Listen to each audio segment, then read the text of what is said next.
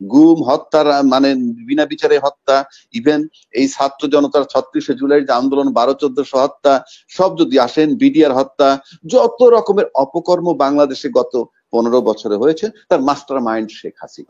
Media বলি, social media, seminar, symposium বা বিভিন্ন আলোচনা যদি দেখি, অর্থাৎ 85 বা 95% জায়গা থেকে রিপোর্ট আসছে যে উনি সম্পূর্ণ অযোগ্য একজন সরকার প্রধান। আমি এ পর্যন্ত ইউনূস সরকার 8ই আগস্ট ওথ নেওয়ার পর থেকে উনি যাদেরকে নিয়োগ দিচ্ছেন কিংবা সংস্কারের কমিশন প্রধান বানাইছেন বিভিন্ন জনকে, তার ভিতরে আমি ব্যক্তিগতভাবে যদি আমার কাছে বলেন, এক ব্যক্তি ইউনূস ছাড়া কারো গ্রহণযোগ্যতা নাই এ পর্যন্ত আমরা যা দেখলাম। যেমন ধরুন, একটা নাম বলি না, আসিফ নজরুল সাহেব, উনি এই টেক ওভার করার আগে উনি যে ভোকাল ছিলেন, উনি এক সাগররুনি হত্যা নিয়ে বহু লম্বা লম্বা কথা বলেছেন, কিন্তু উনি আজকে 7 মাস যাওয়ার পর এখন তো 116 বার সময় নিছে, উনি তদন্তটা করাইতে পারেন নাই সাগররুনি হত্যার। আমি এটা কেন বললাম, উনি খুব ভোকাল ছিলেন, কিন্তু আজকে মনে হয় উনি অ্যাবসলিউটলি ব্যর্থ। 2 নম্বর আসলে এই যে আলী রিয়াজ সাহেবের কথা আখতারুজ্জামান ভাই বললেন, উনি সিনিয়র মানুষ, যেভাবে বলতে পারেন সেভাবে না বললেও কোনো গ্রহণযোগ্যতা নাই। ইনফ্যাক্ট মানে আপনি তো একটা লোকের একসেপ্ট করতে হবে।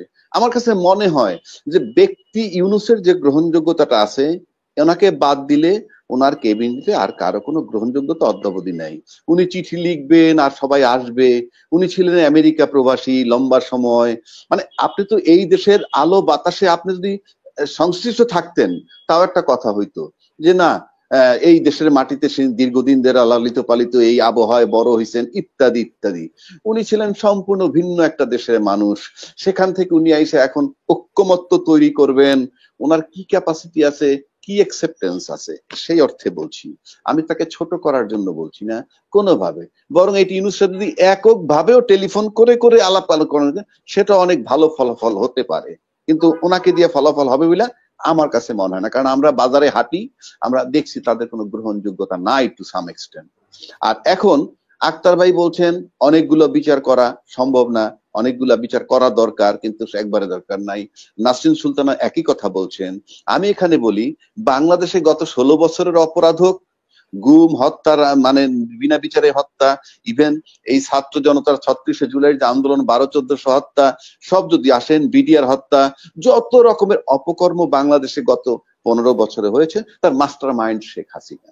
সুতরাং আপনার যে 20টা 50টা বিচার করতে হবে দরকার নাই, যে কোনো একটা বিচার করেও যদি তার ক্যাপিটাল পানিশমেন্ট হয়ে যায়, তাহলে বাকিগুলার আর প্রয়োজন নাই। আমি তর্কের খাতিরে বলছি, কারণ সবগুলার মাস্টার মাইন্ডই সে।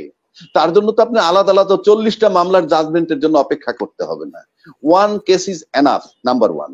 নাম্বার 2, আপনি যখন স্পেশাল ট্রাইব্যুনাল চালাচ্ছেন, একটা কি বলে আন্তর্জাতিক অপরাধ ট্রাইব্যুনাল, এটা স্পেশাল কিছু কেসের জন্য, এবং মামলার নিয়ম হইল once the investigation report is there, আপনি কিন্তু এভরিডে ট্রায়াল দিতে পারেন। এটা আইনেই বলা আছে, আপনি প্রতিদিন ট্রায়াল দিতে পারেন ওই একটা মামলাই, বা একদিন অন্তর অন্তর। সুতরাং খুব বেশি সময় লাগার কথা না, আমার 200 মামলা করার দরকার নাই। সবটার মাস্টার মাইন্ড যখন তিনি, একটা মামলাই হয়ে যায়। সেই অর্থে আমি বলছি এটা সম্ভব। 2 নম্বর আসেন যে আপনার এই নির্বাচন চাওয়া, তার আগে একটা কথা বলি, একটু পরে আসি। নির্বাচন চাওয়া সঠিক কিনা, আখতারুজ্জামান ভাই বললেন উনি অবৈধ সরকার। আচ্ছা, আমি ওনার সাথে একটু ডিফার করি। যদি অবৈধ সরকার হয়, তাহলে আমি তার কাছে নির্বাচন চাওয়াই সঠিক না, তাহলে মাঠে আন্দোলন করতে নামা উচিত। মাঠে আন্দোলন করতে নামা উচিত যে ভাই খোদা হাফেজ, আপনি বাড়ির যান।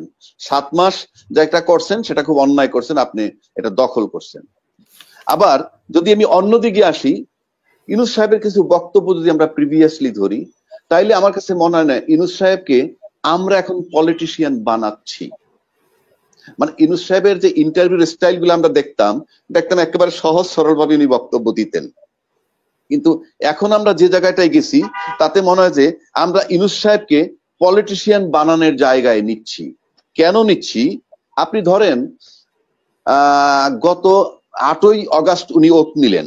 এই 8ই আগস্ট ওথ নেয়ার পর থেকে অদ্যাবধি আমি এমন কোন মোটামুটি মিডিয়া বলি, সোশ্যাল মিডিয়া, সেমিনার, সিম্পোজিয়াম বা বিভিন্ন আলোচনা যদি দেখি, অর্থাৎ 85 বা 95% জায়গা থেকে রিপোর্ট আসছে যে উনি সম্পূর্ণ অযোগ্য একজন সরকার প্রধান, এবং ওনার ক্যাবিনেট সব অথর্ব দিয়ে ওখানে আছে।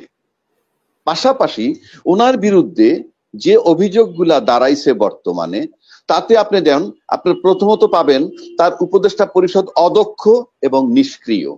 এই অভিযোগ কিন্তু অলরেডি বাজারে আছে তার সম্পর্কে।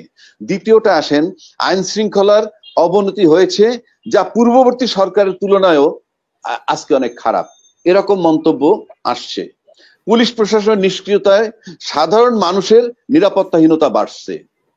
সেনাবাহিনীকে ম্যাজিস্ট্রেসি ক্ষমতা দেওয়া সত্ত্বেও অকার্যকর মনে হচ্ছে। দ্রব্যমূল্য নিয়ন্ত্রণের সিন্ডিকেট ভাঙতে পারেনি। সংস্কারের নামে নির্বাচন প্রক্রিয়া বিলম্বিত করা হচ্ছে। পাশাপাশি উনি বেনামিতে আড়ালে থেকে ছাত্রদের দিয়ে একটা দল করেছেন, যেটা জাতীয় নাগরিক পার্টি। এই অভিযোগগুলা তার বিরুদ্ধে আছে। এই সব অভিযোগগুলো একটা জিনিস কিন্তু প্রমাণ করে যে আজকে যদি নির্বাচন হয়, তাহলে কিন্তু নির্বাচনটা উনি যদি করেন, যেহেতু ছাত্র জনতা দিয়ে উনি একটা পার্টি বানিয়েছেন নতুন, আমি কিন্তু বলছি না, এটা কথাটা প্রচলিত আছে, তাহলে সেই নির্বাচনে উনি কারচুপি করবেন বলে আমি মনে করি।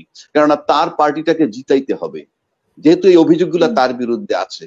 তাহলে আমার কাছে প্রশ্ন হচ্ছে, পাশাপাশি রাজনীতিবিদদের বক্তব্যটা কি? রাজনীতিবিদদের বক্তব্যটা হইল এই যে নির্বাচন করে নির্বাচিত সরকারের ক্ষমতা দিলেই সবকিছু ঠিক হয়ে যাবে। তাহলে আপনি নির্বাচনটা যে নিবেন, একটা অথর্ব গভর্নমেন্ট যার বিরুদ্ধে 7 দফা অভিযোগ বাজারে আছে, তাহলে সে একটা ভালো নির্বাচন করবে, এটা কি করে আপনি বিশ্বাস করেন কিংবা আশা করেন?